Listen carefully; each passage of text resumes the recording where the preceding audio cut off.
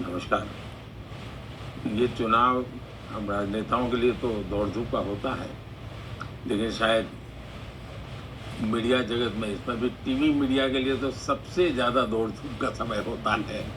लेकिन मुझे अच्छा है कि आपके कई राज्यों से जुड़ी हुई आपकी चैनल होने के कारण मुझे कईयों के साथ एक प्रकार से आज संवाद करने का अवसर मिल रहा है।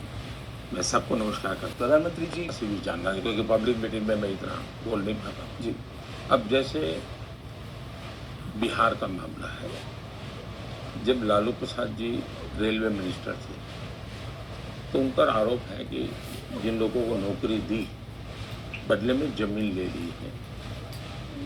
अब मामला सीबीआई में चल रहा है, मतलब कि प्रूफ सारा अवेलेबल है। तो मेरा आग्रह रहेगा, मैं वकीलों से सलाह ले रहा हूँ कि जो बच्चे नौकरी पाने के लिए जमीन कोई है अपनी पैतृक संपत्ति है वो, अब मजबूरी में उन्हें दे चाहूँगा कि जमीन उन बच्चों को वापस मिले। उसी प्रकार से आपने देखा होगा बंगाल में सरकारी नौकरी की हर भर्ती का रेट कार्ड आएगा, रेट कार्ड अवेलेबल है और उनके हर स्तर पर वो पैसा किसको कितना मिलेगा, कहाँ जाएगा, वो भी बांटने की व्यवस्था है। अब जो टीचर्स है जैसे तो कुछ तो जेन्युइन है, तो उनको मदद करने के लिए ऑलरेडी हमने एक लीगल सेल बना दिया है जिनके लिए, लेकिन जो बेईमानी से गए करीब 17,000 करोड़ रुपया ऐसे जिनके लूटे गए थे उनको लौटा चुके हैं उन्हीं को। अब केरल में देखिए कोऑपरेटिव बैंक का इतना बड़ा स्कैम, अब वो तो middle class lower middle class family के पैसे हैं, बेचारों ने जिंदगी भर मेहनत की। ये कम्युनिस्ट पार्टी का वहाँ सारा बैंकों पर कंट्रोल है, उन्होंने अनाप शनाप उन पैसों से व्यापार किया, पैसे डुबो दिए, लूट लिए। अब वो उनका क्या, तो मैंने इनकी सारी की प्रॉपर्टी अटैच की हुई है इन सारे नेताओं की, बैंक की भी। अब मैं उस पैसे उन गरीबों के जो डूबे हैं लौटाना चाहता हूँ, तो मैं लीगल एडवाइस दूंगा। लेकिन ऐसे कई केसेस हैं, ट्रेल मिलता है कि हाँ इस आदमी ने इस काम के लिए इनको पैसा दिया, विक्टिम जो है अपने नहीं की, वरना ये इतना बड़ा महत्वपूर्ण विषय है सबसे बड़ा। क्योंकि चर्चा ये तो होती चोरी होती जो वो जेल चला गया, लेकिन गरीब का क्या, मैं गरीब को देना चाहता हूँ। नहीं मैंने किया तो एक सक्सेसफुल एक्सपीरियंस है, लेकिन हर चीज में लीगल एडवाइस लेनी पड़ती है। मैं हवा में गोली नहीं चला, लेकिन 17,000 करोड़ रुपया देने के कारण मेरा विश्वास है कि वो दे पाऊंगा। और दूसरा करीब 1.25 लाख करोड़ रुपये के जमा पड़े हैं जी, टूटे हुए हैं इनके। ये अब देखते होंगे टीवी पर नोटों के पहाड़ मिल रहे हैं जी, है ना, और गरीब आदमी के होते हैं जी, मिडिल क्लास फैमिली के होते हैं, तो उनका हक है उनको वापस मिले। प्रधानमंत्री हम खुद कहीं इस प्रकार में लिपटे नहीं होते, तब बड़ी हिम्मत के साथ हम जाते हैं तो सामान्य मानवीय को विश्वास होते हैं आप मोदी कह रहा है तो जरूर कुछ करेगा। और मान लीजिए 10 पैसे उसको 8 पैसा मिला वापिस, तो भी इसको लगेगा ठीक है मेरा 2 पैसा नहीं ले पाए, ठीक है प्रधानमंत्री जी भ्रष्टाचार कैसे बदलता है।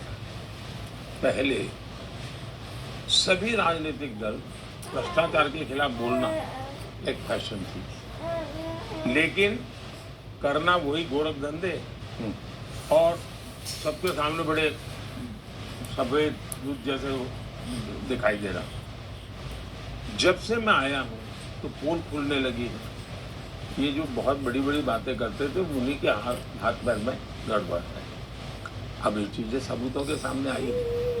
अब उनको लगा है कि हम भी जो उपदेश देते हैं भ्रष्टाचार खत्म होना चाहिए, अब दे नहीं पाएंगे, तो उनका बोलना बंद हुआ तो उनको लगता है यार पहले तो हम भी भ्रष्टाचार को गाली दे करके अपनी वो कर लेते थे, अब वो कर नहीं पा रहे।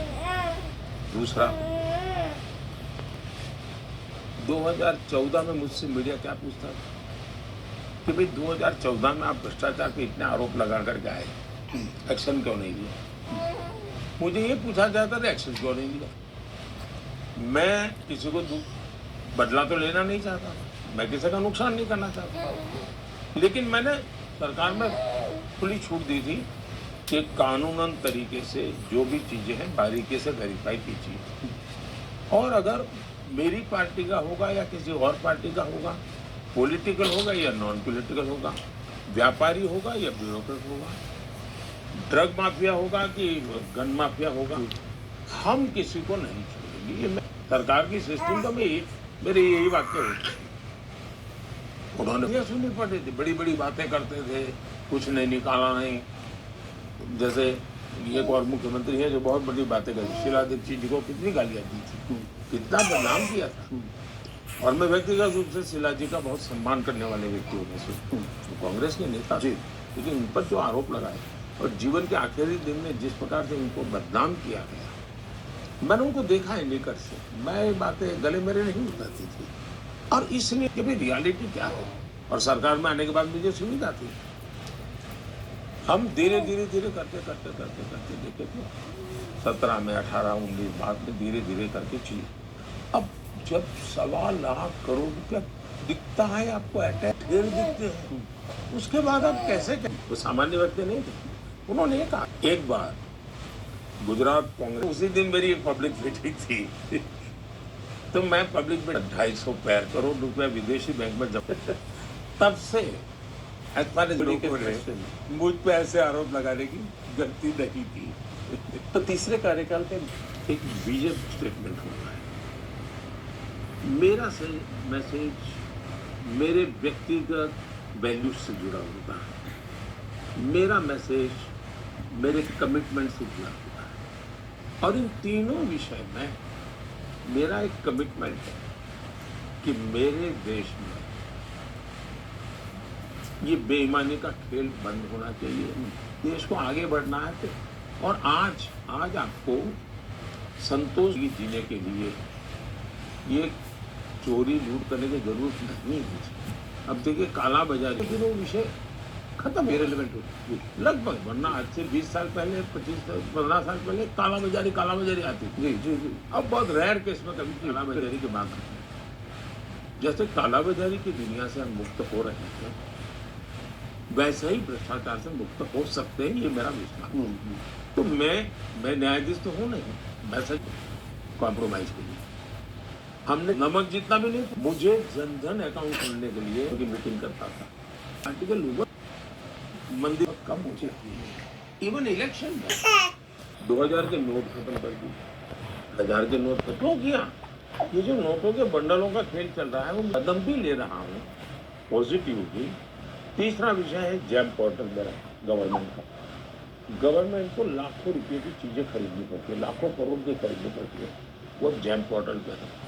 गरीब से गरीब आदमी अपनी एक चीज सरकार को बेच सकता है कि ये ओपन है, सब चीजें ओपन है, सारी चीजें ऑनलाइन ऑक्शन होने लगी, तो ट्रांसपेरेंसी इतनी आई है। तो सरकार ने भी पॉजिटिव चीजों पर जितना ज्यादा मिले दे सकते देना चाहिए। तो जी प्रधानमंत्री जी उनके हिसाब से मैं अरब नहीं, मैं तो चाइनीज हूँ। आप चाइनीज। अब ये मुझे याद है जी,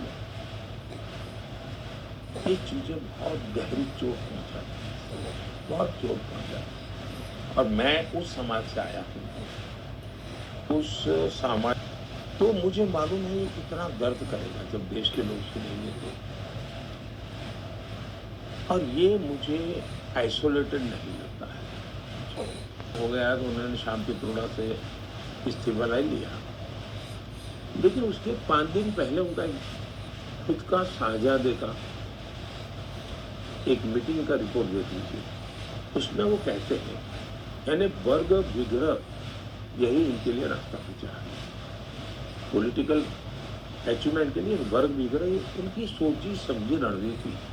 इसको लाइट न ले देश के लोग, और इसको राजनीतिक आरोप प्रत्यारोप के उसमें सीमा में न रखें, तो गंभीर विषय है। उन्होंने कहा कि ये जो पेपर सेट करने वाले होते हैं अलग अलग एग्जाम के, नीट के वगैरह, वे सारे अपर कास्ट के लोग होते हैं और वो बहुत ही कम है। वो ऐसे पेपर सेट करते हैं, इसलिए तुम दलित आदिवासी लोग नापास होते हैं। फिर उन्होंने उदाहरण क्या दिया कि अमेरिका में जब तक गोरे लोग पेपर सेटर थे, तब तक काले लोग फेल होते थे। जब से काले लोग पेपर सेटर बनने लगे तो गोरे लोग फेल होने लगे। ये उदाहरण गोरे का।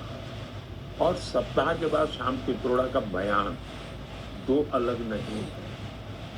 जो भी कोर कमेटी की मीटिंग हुई होगी उसमें ये सारे विषयों की चर्चा हुई होगी। ये ठीक है, शाहजादे की खुद की कुछ मर्यादा है, इसलिए वो जितना बोलना चाहिए वो नहीं बोल पाते होंगे, तो बाद में श्याम पित्रोड़ा को पूरा करना पड़ा। जो वहाँ अधूरा रह गया उन्होंने पूरा किया। लेकिन ये वैल इसी मिस्टर श्याम पित्रोड़ा के लिए कांग्रेस पार्टी ने भी 15-20 दिन पहले ये ऑफिशियल स्टेटमेंट दिया। हमारे पास वरिष्ठ व्यक्ति हैं, बहुत महत्वपूर्ण व्यक्ति हैं, लेकिन ये विषय में ऐसा ऐसा है, तो उन्होंने इनकी ओनरशिप ली थी। कल उन्होंने बात खड़े हुए, लेकिन देश ये गलती नहीं मानता है, इस मानता है। और भारत जैसे देश में हम तो श्री कृष्ण के पुजारी ही रहे जो खुद काले थे। हमारे देश में काले गोरे का मतलब शंकर भगवान रंग रूप क्या था और पार्वती जी का रंग रूप क्या था। हम ये क्या कर रहे हैं जी? हमारे देश में हर चीज को जोड़ने का, भारत विविधताओं से भरा देश है जी। हम सबका प्रयास होना चाहिए कि हम देश में एकता के तत्व को लगातार उभारते रहें। तो सरदार वल्लभ भाई के स्टैचू को मैं कोई भी नाम दे सकता था, लेकिन उसको मैंने नाम दिया स्टैचू ऑफ यूनिटी। फिर वो जो पूरा है वो इलाका जो पहले कॉम्प्लेक्स बनाओ का तो पुराना अलग नाम था, तो उसको एकता नगर नाम दिया। हमारी सरकार ने योजना बनाई पूरे देश में स्टेट कैपिटल में एकता मॉल बनाओ। एकता मॉल के पीछे मेरी कल्पना ऐसी है कि उस एकता मॉल में हिंदुस्तान के सभी राज्यों का खाने के लिए कुछ न कुछ उपलब्ध हो। सभी राज्यों की वन डिस्ट्रिक्ट वन प्रोडक्ट जो है सभी राज्यों की अवेलेबल हो। वहाँ पर उस स्टेट के अपने तो मुझे मैंने लखनऊ में भी मानो एकता मॉल में गया तो मुझे केरल की, मैं लखनऊ के मॉल में एकता मॉल में गया तो मुझे नागालैंड की चीज भी मिल जाएगी। तो मेरी कोशिश होती है एकता को, पहलुओं को जितना हम उभार सकते हैं उभारें। इनकी कोशिश है देश को जितना ज्यादा टुकड़ों में बांटे, वो उसी दिशा में जा रहे हैं। वो देश को ऐसे भी काट रहे हैं, देश को ऐसे भी काट रहे हैं। ये बहुत खतरनाक है। और मैं जो कांग्रेस से लोग अभी जिन्होंने अपनी जवानी के महत्वपूर्ण वर्ष कांग्रेस को दिए और बड़े समर्पित भाव से काम करने वाले लोग थे, तो मेरी पार्टी में कुछ लोगों ने जब उनसे बात की और कुछ उन्होंने मीडिया से भी कहा तो चौंकाने वाला है। आज भी कांग्रेस के वरिष्ठ नेता जो लोकसभा का चुनाव लड़ रहे कांग्रेस की टिकट पर ही, वो एक बार मुझे पार्लियामेंट में मिले, MP थे। उन्होंने कहा साहब हम तो पूरी तरह ये माओवाद और नक्सलवाद की विचारधारा में फंसे पड़े।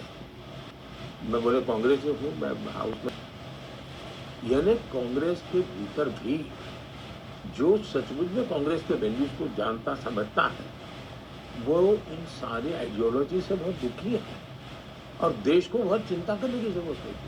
और ये पॉलिटिकल तू मैमा वाला नहीं है, ये वोट पाने वाला विषय नहीं है। मेरे भीतर एक दर्द है और कल मैं गुस्सा कर गया, मुझे नहीं करना चाहिए, लेकिन मैं कैसे चमड़ी के रंग पर किसी को भारतीय होने से मना कर दो, कैसे हो सकता है? ये मन में बैठता नहीं, ये दर्द है मेरे में। मगर प्रधानमंत्री उसका महात्म्य बहुत है, सबका साथ, सबका विश्वास, सबका विकास। और 14 के बाद जब मैंने काम किया तो मैंने उस पर एक और जोड़ा, सबका विश्वास। और अब जब बहुत बड़े टारगेट को लेकर चल रहा हूं तो मैंने जोड़ा सबका प्रयास। तो सबका साथ, सबका विकास, सबका विश्वास, सबका प्रयास, एक सकारात्मक सोच के साथ। और जब हम सबका कहते हैं तो कोई डिस्क्रिमिनेशन नहीं होना चाहिए, सर्व होना चाहिए।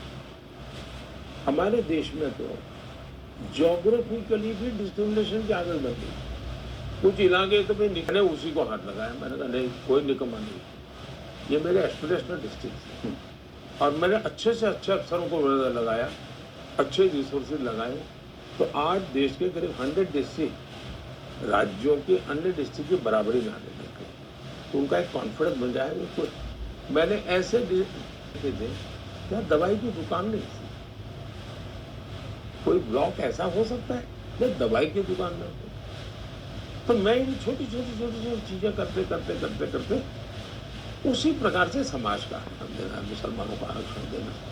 अब डॉक्टर मनमोहन सिंह जी ने जिस मीटिंग में बोला था, संविधान सभा ने 75 साल हो रहे संविधान के, बहुत विस्तार से चर्चा की है इस विषय में। पंडित नेहरू समेत सब लोगों ने इसका घोर विरोध किया कि हमारे देश में धर्म के आधार पर आरक्षण नहीं हो सकता। गरीबों को लगा कि भाई देश का भला करने वाला एक आदमी काम कर रहा है, एक पार्टी काम कर रही है, तो उनकी जमीन खिसकने लगी।